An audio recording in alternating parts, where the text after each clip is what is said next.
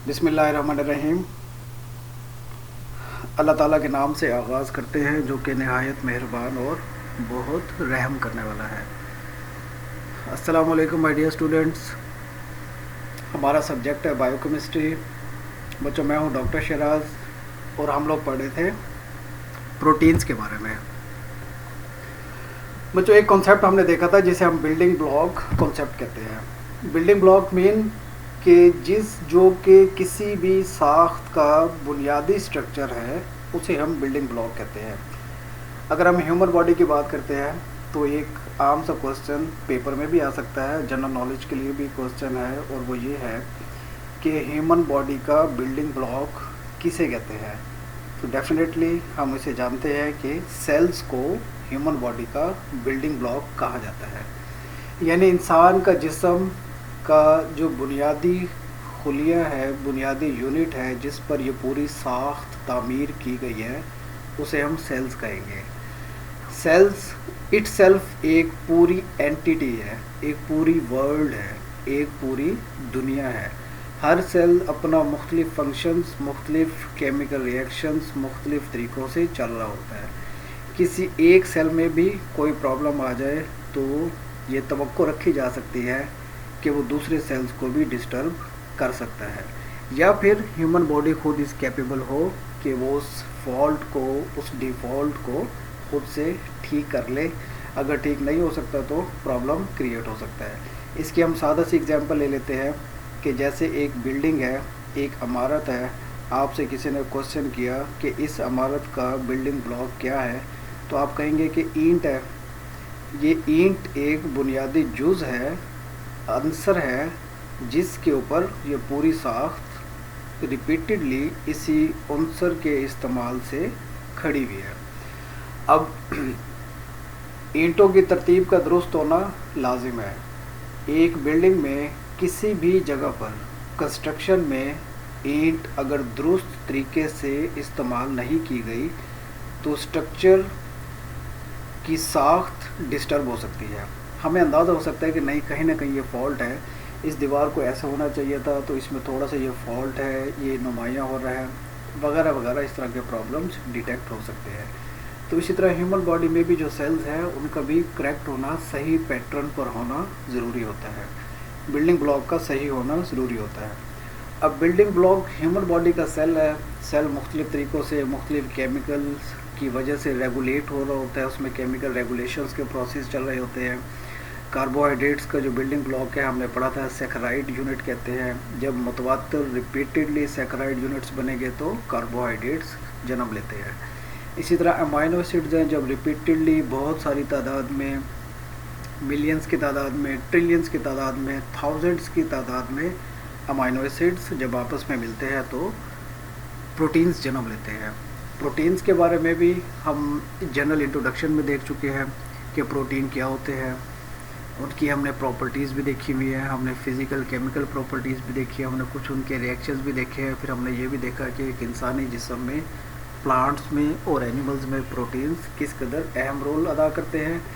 और प्रोटीन्स की जब हम क्लासिफिकेशन देख रहे थे तो हमने इसकी अकरेंस भी देखी थी, हमने मौजूदगी भी देखी थी कि किन किन जगहों पे किस किस ग़िज़ा में, किस किस चीज़ में प्रोटीन ज़्यादा मिकदार में पाए जाते हैं, जैसे कि एग है और इस तरह के दूसरे न्यूट्रिशनल एलिमेंट्स हैं।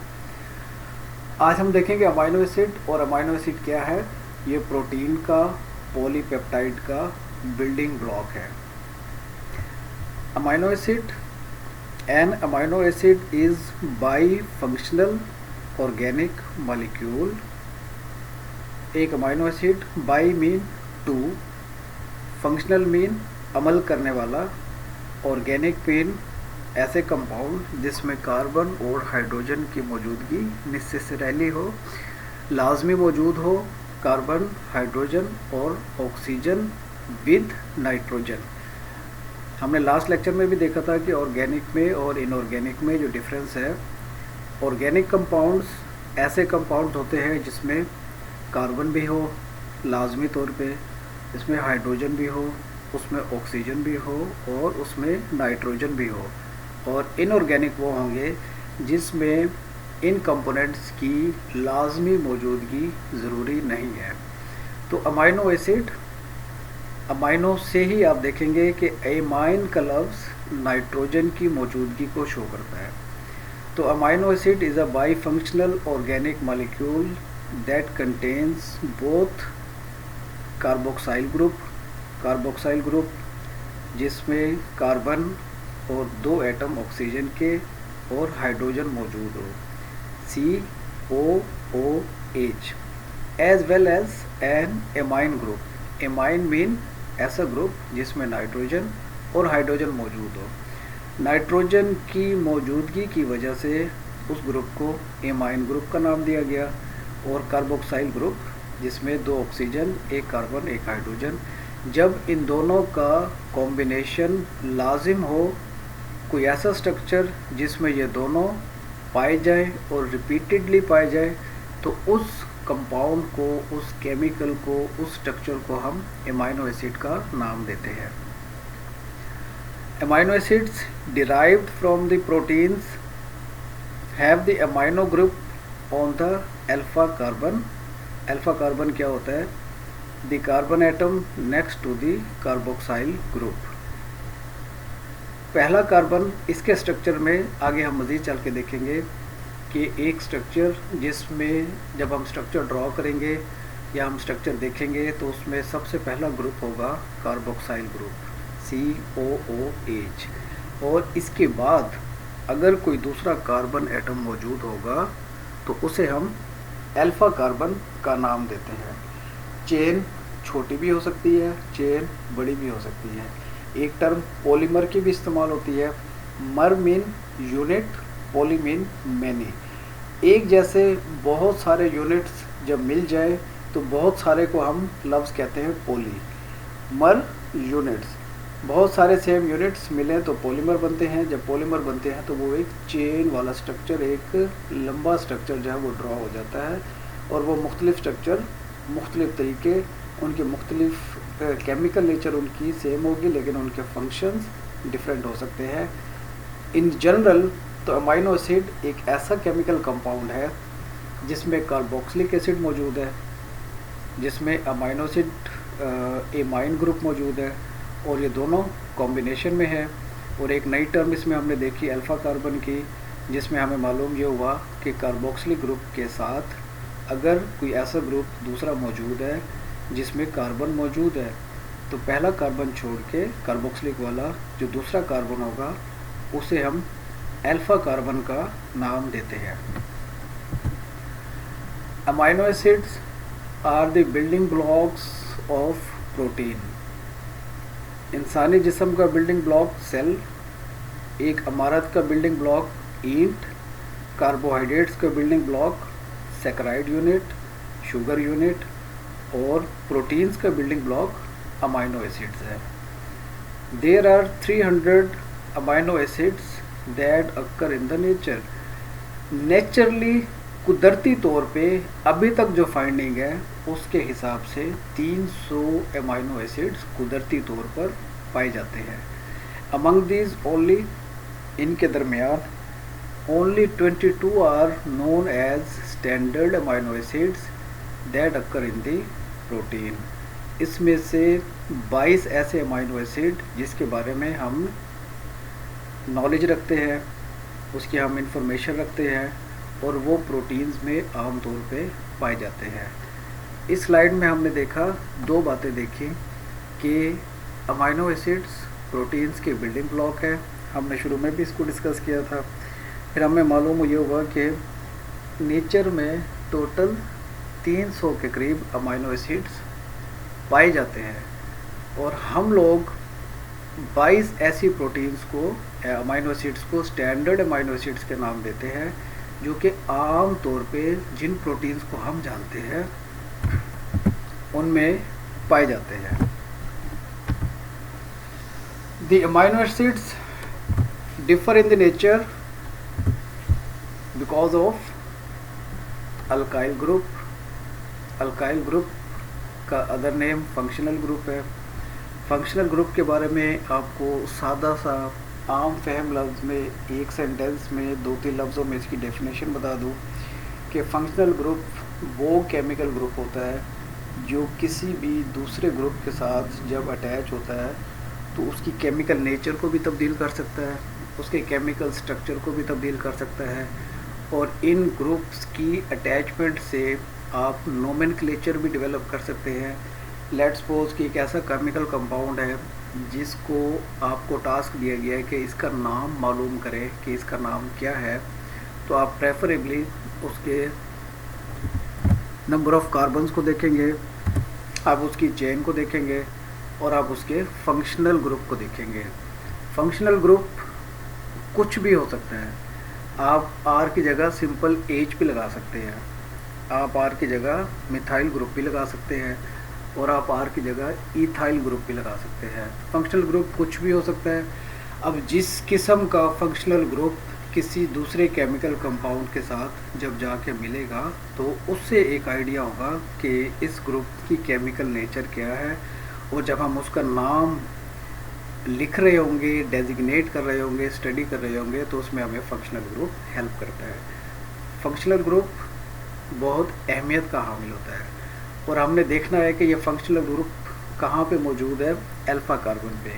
अल्फ़ा कार्बन कार्बोक्सिलिक एसिड सबसे पहले, यानी कार्बोक्सिलिक एसिड का जो कार्बन होगा वो पहले नंबर पे है।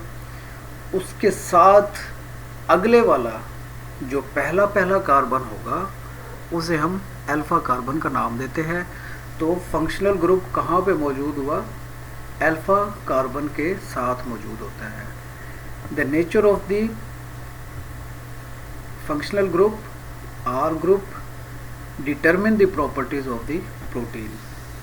प्रोटीन्स की प्रॉपर्टीज़ आमतौर पर जनरल कॉन्टेक्स्ट में देखा जाए तो एक जैसी होती है, लेकिन जब हम उसको स्पेसिफाई करते हैं, स्पेसिफिकेशन में देखते हैं, तो हर प्रोटीन अपनी एक ख़ासियत लिए हुई होती है। और वो ख़ासियत इसलिए लिए हुई होती है कि उसका जो केमिकल कॉन्स्टिट्यूएंट्स होते हैं, उनकी केमिकल नेचर होती है वो डिफरेंट होती है, उनका स्ट्रक्चर जो है वो डिफरेंट होता है। इसमें मैं जनरल फार्मूला देखते हैं। इसमें देखिएगा, ये थ्योरी में अभी जैसे हमने देखा कि सबसे पहले कार्बोक्सिलिक होता है, सी अपने डबल बॉन्ड ऑक्सीजन के साथ, क्योंकि कार्बन की वैलेंसी 4 है, ऑक्सीजन की वैलेंसी 2 है, तो कार्बन ने एक डबल बॉन्ड बनाया हुआ है ऑक्सीजन के साथ और एक बॉन्ड बनाया हुआ है ऑक्सीजन और हाइड्रोजन, हाइड्रोक्सी ग्रुप कहेंगे इसे। अब इसके बाद जो पहले नंबर पे कार्बन है, इसे हमने अल्फ़ा कार्बन का नाम दिया। अल्फ़ा कार्बन के साथ जो अल्काइल ग्रुप है, जो फंक्शनल ग्रुप है या जो स्पेसिफिक ग्रुप है, इसकी नेचर पर और इसकी करैक्टरिस्टिक पर डिपेंड करता है कि हमने इस अमाइनो एसिड को क्या नाम देना है। इससे हमें ये पता लगेगा कि कौन सी प्रोटीन कौन सा फंक्शन अदा कर रही है। जैसे कि मैंने जिक्र किया कि जनरल कॉन्टेक्स्ट में देखें तो प्रोटीन्स तकरीबन एक जैसा ही काम कर रही होती हैं, लेकिन जब हम स्पेसिफिकली देखेंगे तो हर प्रोटीन के ज़िम्मे अपने मखसूस काम होते हैं, और वो मखसूस काम उनके किस वजह से होते हैं, उनका केमिकल स्ट्रक्चर एक दूसरे से डिफ़र कर रहा होता है, डिफरेंट होता है। इसी डिफ्रेंशिएशन की वजह से उनकी जो प्रॉपर्टीज़ हैं, उनकी जो फंक्शनैलिटी है, वो डिफ्रेंशिएशन क्रिएट कर रही होती है। तो लाजिम जुज़ इसमें कौन सा हुआ? कार्बोक्सिलिक एसिड, और अल्फ़ा कार्बन पे एमाइन ग्रुप जिसमें नाइट्रोजन की मौजूदगी ज़रूरी होती है, और फिर आ गया अल्काइल ग्रुप, इसका फंक्शनल ग्रुप, और इसके बारे में हमने काफ़ी कुछ मालूम कर लिया है। आज का लेक्चर हमारा चूँकि जनरल इन्फॉर्मेशन पे है, तो ये सारे स्लाइड्स आपकी जनरल हैं। एक एक लफ्ज़ अपने गौर से सुनना है और अपने नोट्स भी बनाने हैं। आप इनकी समरी बनाना चाहते हैं तो आप समरी भी बना लें। Amino acids are the structural units that make up the protein. Amino acids मिलते हैं तो प्रोटीन बनती है। They join together to form a short polymer chains called peptides. अगर अमाइनो एसिड्स की तादाद थोड़ी है और वो आपस में इंटरकनेक्टेड है तो उसको हम छोटी चेन कहेंगे, केमिकल लैंग्वेज में उसे हम पेप्टाइड्स कहेंगे। और अगर बहुत सारे अमाइनो एसिड्स हैं और उन्होंने चेन लंबी बनाई हुई है, तो हम उसे पॉलीपेप्टाइड कहेंगे या फिर हम उसे प्रॉपर प्रोटीन का नाम देंगे। दिस मीन कि प्रोटीन एक ऐसी टर्म है जिसमें पॉलीपेप्टाइड्स, बहुत सारे अमाइनो एसिड्स अपनी केमिकल बॉन्डिंग के साथ मिलकर जुड़े हुए होते हैं। और अगर अमाइनो एसिड्स थोड़े हैं, वो चेन भी छोटी है, तो उसे हम सिर्फ पेप्टाइड का नाम देना ही काफ़ी समझते हैं। दीज पॉलीमर्स आर लीनियर, एक चेन की सूरत में इनके कोई मुख्तलिफ पेचीदा या हेलिकल स्ट्रक्चर या बल खाते स्ट्रक्चर नहीं होते। ये एक लीनियर सीधा सा स्ट्रक्चर है। अनब्रांच्ड है, अनब्रांच मीन इसमें कोई ब्रांचिंग अमूमी तौर पे नहीं होती, स्ट्रेट स्ट्रक्चर है। एक लाइन से शुरू हुआ तो दूसरी लाइन पर जाकर ख़त्म हुआ। With each amino acid with in the chain attach to the two neighbouring amino acids, और इसमें अमाइनो एसिड्स आपस में एक दूसरे के साथ अपनी मखसूस बॉन्डिंग बनाते हुए जुड़े हुए होते हैं। The process of making proteins is called translation. बच्चों, इसमें छोटी छोटी टर्म्स को हाईलाइट इसलिए किया गया है ताकि आपके जो शॉर्ट क्वेश्चंस बनेंगे, जब आपके एमसीक्यूज बनेंगे और फिल इन द ब्लैंक्स बनेंगी, तो ये उसमें आपको हेल्प करेगी। प्रोटीन्स को बनाने के अमल को ट्रांसलेशन कहा जाता है, और ये एक स्टेप बाय स्टेप अमल होता है। Step by step amino acids add होते रहते हैं जैसे जैसे प्रोटीन की चेन बड़ी होती जा रही होती है। बाय अ राइबोजाइम, राइबोजाइम एक एंजाइम है that is called a ribosome. तो इस केमिकल स्ट्रक्चर को हम राइबोसोम का नाम देते हैं। राइबोसोम का एंजाइम राइबोजाइम है। अगर 5 अमाइनो एसिड मिलकर बने हुए हैं और ये सीक्वेंस आप देख रहे हैं कि उसमें एक छठा एंजाइम, छठा अमाइनो एसिड भी आके मिला, 7वां भी मिल रहा है, 8वां भी मिल रहा है, वो चेन छोटे से बड़े में और बड़े से बड़े में और एक लॉन्ग चेन बनती जा रही है, तो हम इस प्रोसेस को ट्रांसलेशन का नाम देंगे। एंजाइम जिसमें जो प्रोटीन इन्वॉल्व होगी उसको राइबोजाइम का नाम देंगे, और ये टोटल जो स्ट्रक्चर बनता है सेल का उसे हम राइबोसोम कहते हैं। और एक इंटरेस्टिंग सी चीज़ आपके इल्म में आएगी कि अगर कभी इंसान तारीख़ में जेनेटिक कोडिंग, जीन्स को सही तरीके से पढ़ना सीख ले, तो ये एक ऐसी कामयाबी होगी जो कि इंसान की अक्ल से मावरा होगी। यानी उसको इंसान की तकदीर, किस्मत, स्ट्रक्चर, उसकी बीमारियाँ, उसके आने वाली ज़िंदगी और उसकी पहली ज़िंदगी के बारे में ऐसी ऐसी इन्फॉर्मेशन मिलेगी कि जो इंसान की सोच से अभी बाहर है। इस हवाले से पहले ही बहुत एडवांसमेंट हो चुकी है और बहुत सारी चीज़ें अभी अंडर स्टडी है, लेकिन ये बहुत ही एक हैरत अंगेज़ काम है जिसमें इंसानियत, हमारे साइंसदानों की बहुत ज़बरदस्त किस्म की अचीवमेंट्स शामिल है। अब जिस तरतीब से अमाइनो एसिड्स आपस में मिले हुए होते हैं और जिस तरतीब से वो आपस में ऐड हो रहे होते हैं, ये सारी तरतीब उनको कौन इंस्ट्रक्शन दे रहा होता है, उसमें आरएनए की टाइप होती है मैसेंजर आरएनए। मैसेंजर आरएनए बता रहा होता है कि किस तरीके से अमाइनो एसिड्स ने आपस में मिलके बना है, और इसकी जो सारी इंफॉर्मेशन स्ट्रक्चर की और फंक्शन की वो मैसेंजर आरएनए टेम्पलेट यानी पार्ट के ऊपर मेंशन होती है, जो कि हमारे आरएनए ही की एक कॉपी होती है। हमने अंडरस्टैंड किया कि अमाइनो एसिड्स 5 की तादाद में है या 6 की तादाद में है।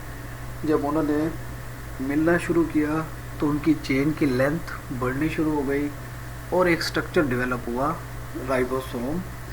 अब किस तरतीब से इन्होंने मिलना है, कौन सा ये पैगाम कैरी कर रहे हैं, कौन सा इनको स्ट्रक्चर की हिदायत कौन दे रहा है, और इन्होंने अपने आगे जाके फंक्शन क्या क्या करने होते हैं, इनको इंस्ट्रक्शन कौन दे रहा है, वो इंस्ट्रक्शन सारी मैसेंजर आरएनए से मिल रही होती है। और मैसेंजर आरएनए टेम्पलेट है, एक पार्ट है, रिफ्लेक्शन है। बेसिकली ये हमारे राइबोन्यूक्लिक एसिड जो कि हमारी जेनेटिक कोडिंग में हमारे जीन्स का एक पार्ट है, ये उसी का ही हिस्सा होता है। अब हम कुछ टर्मिनोलॉजीज देखेंगे, हम शॉर्ट टर्मिनोलॉजीज देखते हैं कि पेप्टाइड बॉन्ड फॉर्मेशन कैसे होती है। Peptide mean protein bond. Peptide हमने कहा था कि अमाइनो एसिड्स के चंद एक स्ट्रक्चर जो छोटा सा प्रोटीन यूनिट बनाते हैं उसे हम पेप्टाइड बॉन्ड कहते हैं। Proteins are form by joining the carboxyl group of the amino acid in the alpha amino acid group of another amino acid. हम पहले पढ़ चुके हैं कि कार्बोक्सिलिक ग्रुप, उससे अगला जो कार्बन होगा उसे अल्फा कार्बन कहेंगे। वहाँ पे एक अमाइनो ग्रुप अटैच होगा और अमाइनो ग्रुप ऐसा ग्रुप होता है जिसमें नाइट्रोजन लाजमी हिस्सा शामिल होता है। The bond form between two amino acids by the elimination of the water molecule.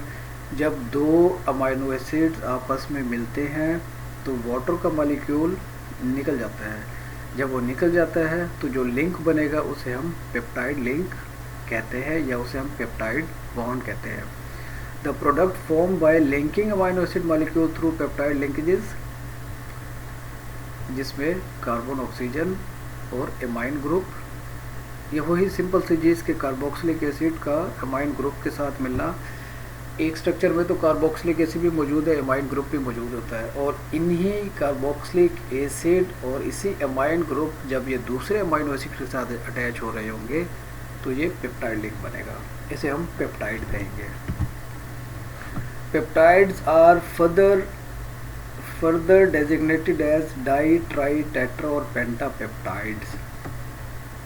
ये टर्मिनोलॉजीज आप अच्छी तरह से वाकफियत रखते हैं कि di 2, tri 3, tetra 4, penta 5 peptide accordingly as a contain 2 और 3 और 4 5 अमाइनो एसिड। अगर एक अमाइनो एसिड होगा या दो होंगे तो दो को हम डाई पेप्टाइड कहेंगे।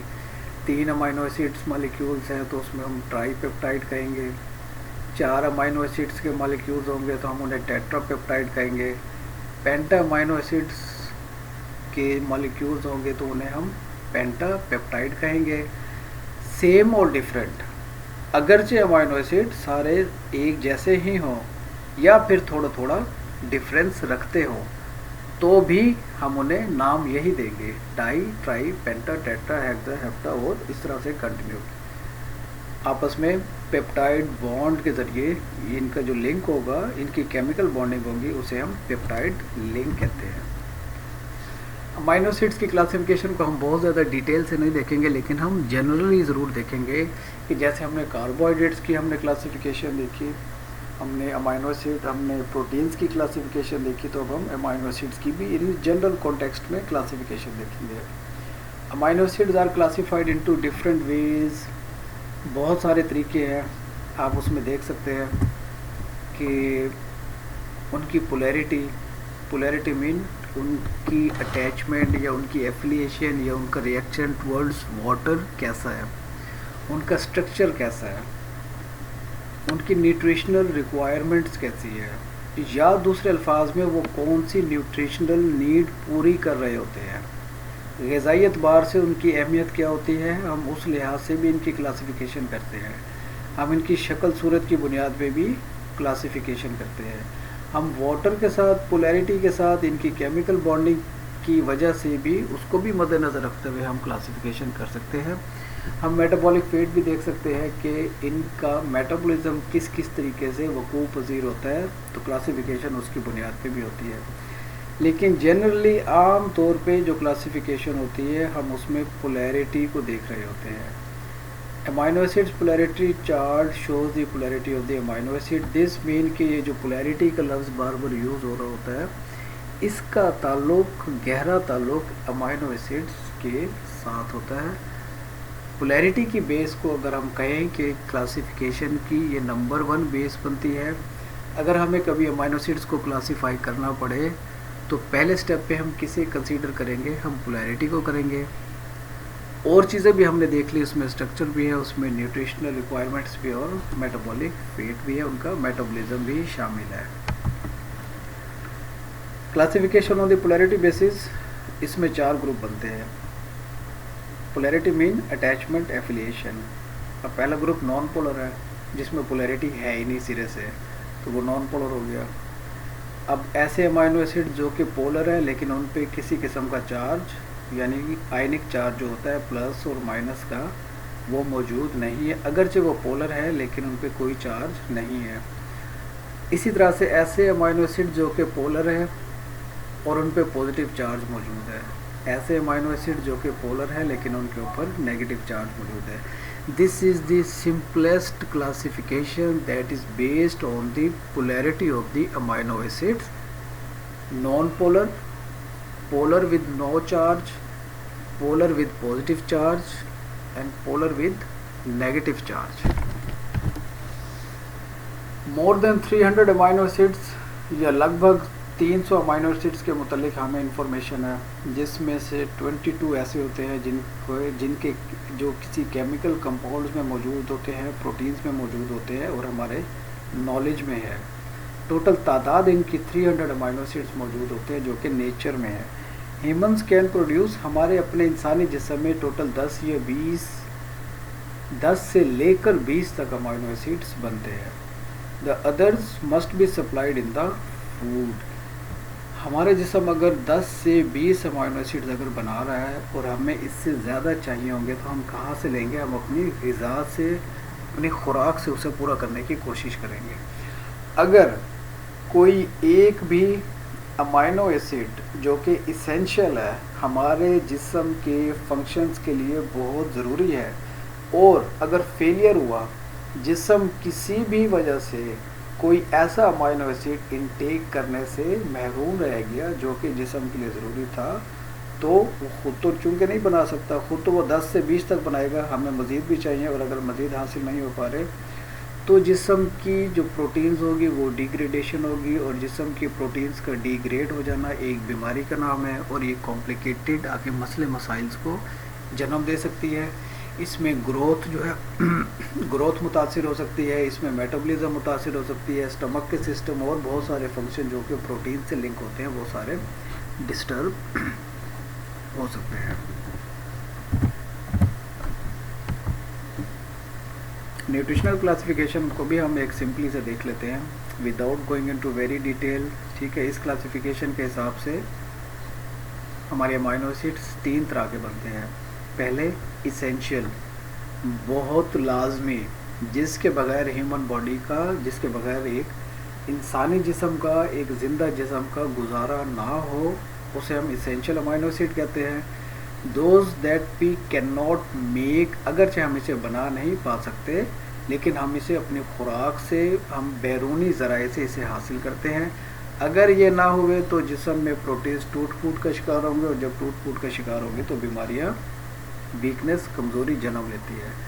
कुछ ऐसे अमाइनो एसिड्स ऐसे होते हैं जिन्हें हम कंडीशनल का नाम देते हैं, और कुछ अमाइनो एसिड्स होते हैं जो अगर मौजूद हुए तो ठीक है, लेकिन अगर मौजूद नहीं है तो जिस्म के लिए कोई ख़तरे वाली बात नहीं है, उन्हें हम नॉन इसेंशियल अमाइनो एसिड्स का नाम देते हैं। तो बच्चों, अमाइनो एसिड्स की तमाम तर जनरल इन्फॉर्मेशन जो कि आपके लिए एक मालूमाती हवाले से आपके लिए मालूमात, उसका इंफॉर्मेशन होना ज़रूरी था, वो हमने इस प्रेजेंटेशन में डिस्कस किया।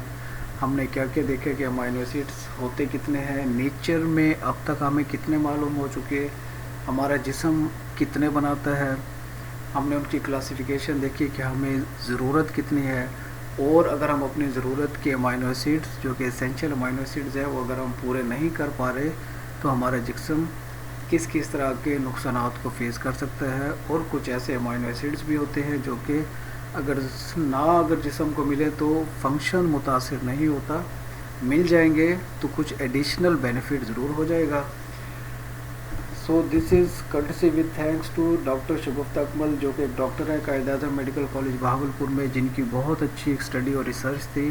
ठीक है, ये मटेरियल हमने उनके नोट्स में से, उनकी बुक में से, उनकी स्लाइड्स में से लिए है। यहाँ पर आपका प्रोटीन्स का चैप्टर मुकम्मल हुआ।